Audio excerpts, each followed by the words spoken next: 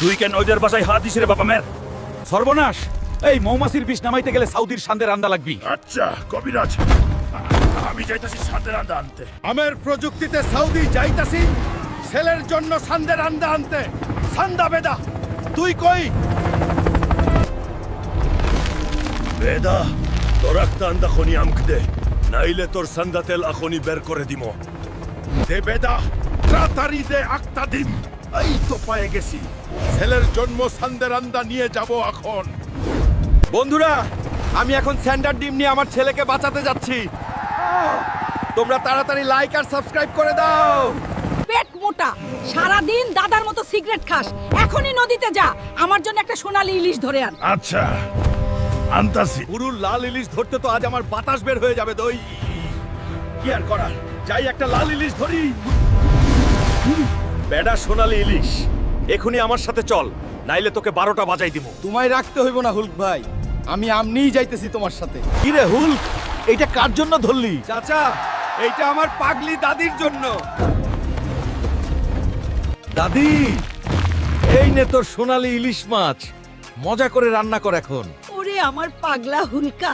আচ্ছা ওই মোটা, সারাদিন শুধু গরুর মতো ঘুম। এখনই জঙ্গলে যাই আমার জন্য একটা লাল হাতি ধরে আন। আচ্ছা বউ, যাচ্ছি। সুখে থাকতে ভূতে কিলায়, আমার বউয়ের হইছে তাই। আজ আবার লাল হাতি নিয়ে যাইতে হইবেই। আই তো পাইয়া গেছি লাল হাতি। বউ, এই নাও তোমার লাল হাতি। ওরে হেব্বি সুন্দর তো হাতিটা। লাভ ইউ আমার হুলকা জামাই। হাল্ক, আমার দুইটা মুরগি কোথায় গেল? দাদি, হয়তো কেউ চুরি করেছে, আমি শীঘ্রই খুঁজে আনবো। আমি ঠিক বুঝতে পারছি। ওহ, এই দুইটা মুরগি শেয়াল চুরি করেছে। চল বেড়া, মুরগি চোর। বাপ রে, তুই শেয়ালের সাহায্যে লাঙল চালাচ্ছিস? দাদি, এই দুইটা শিয়ালই তোমার মুরগি চুরি করেছে, সেই জন্য আমি এদেরকে কাজে লাগাচ্ছি। ঠিক আছে, আরো বেশি করে খাটিয়ে নে। আমাদের মুরগি চুরি করা, হাল্ক, ওদের একদম ছাড়বি না। দেখো কেমন লাগলো। বাবা হাল্ক, জলদি চল, আমাদের নরইল বিলে অনেক বড় বড় কাঁকড়া আসছে, ওদের ধরছি। চলো চলো দাদি।